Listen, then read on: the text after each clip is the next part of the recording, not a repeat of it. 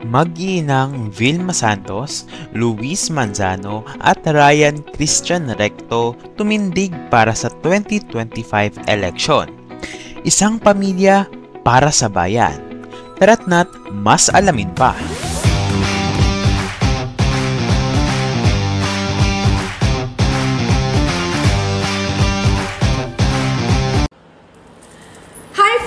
Isang matinding balitang ngayon sa larangan ng politika. Kinumpirma mismo ni Nanay Christy Fermin sa kanyang programa na Christy Per Minute sa 92.3 Radyo 5 True FM na magsasanib puwersa ang pamilya ng Star for All Seasons, si Vilma Santos at ang kanyang mga anak, sina Luis Manzano at Ryan Christian Recto, para sa darating na 2025 elections.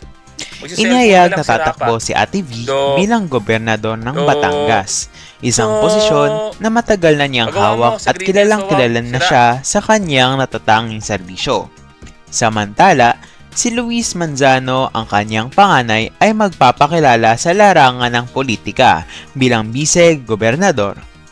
Ang kanilang bunso, si Ryan Christian, ay tatakbo naman bilang kinatawanan ng 6th District ng Batangas.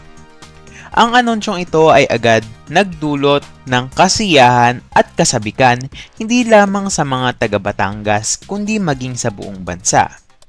Ayon kay Romel Chica, co-host ni Nanay Christy, nakakatuwa kasing isipin ng isang pamilya na kilala hindi lamang sa showbiz kundi pati na rin sa tunay na pagmamahalan ay magkakasamang nangampanya para sa bayan. Hindi lang ito tungkol sa politika, kundi tungkol sa kanilang hangaring magsilbi at tumulong sa kanilang mga kababayan.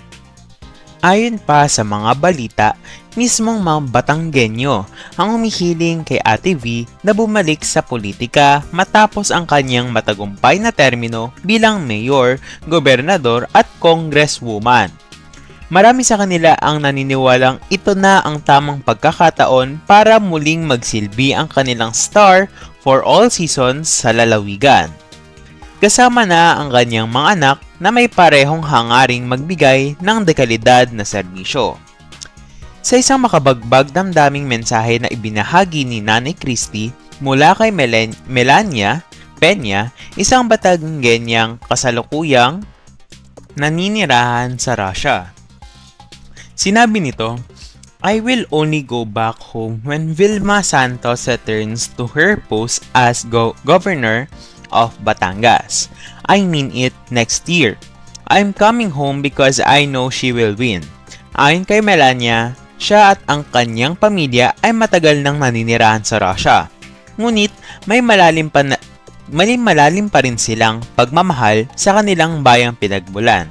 At ang pagbabalik ni Vilma Santos bilang gobernador ang hinihintay nilang senyales para muling bumalik sa Pilipinas. Agad na tinugon ni Ate V ang mensaheng ito. Nagpapasalamat siya sa lahat ng sumusuporta at nagnanais na makita siyang muli sa pamahalaan. Ayon sa kanyang text message kay Nanay Christy, "Please thank them for me. Tell them to look for me and I will meet them and papicture kami. Salamat po talaga sa inyo." Samantala, isang malaking balita rin na hindi natatakbo si Batangas Vice Governor Mark Leviste sa susunod na eleksyon upang bigyang daan ang kandidatur na ni Vilma Santos. Ipinakita rin nito ang malalim na respeto at suporta kay Ate V at sa kanyang pamilya. Tunay na isang kapana-panabik na kabanata ang nalalapit na eleksyon sa 2025. Ang muling pagsabak sa politika ng pamilya Vilma Santos ay hindi lamang tungkol sa pagkakakandidato, kundi tungkol sa isang matibay na pamilyang nagkakaisa para sa bayan, handang maglingkod at magbigay ng pagbabago sa lalawigan ng Batangas. At dyan nagtatapos ang ating chika for today. Ano kaya sa palagay nyo? Mag-comment lang dyan sa ilalim at huwag kalilimutang pindutin ang subscribe at bell button para lagi kayong ma-notify kapag nag-upload ako ng pinakabago at umaalab na chika. Pakipindot na din ang like at share button para marami pang ma-upload kagaya ng ganitong content. Yun lamang at paalam!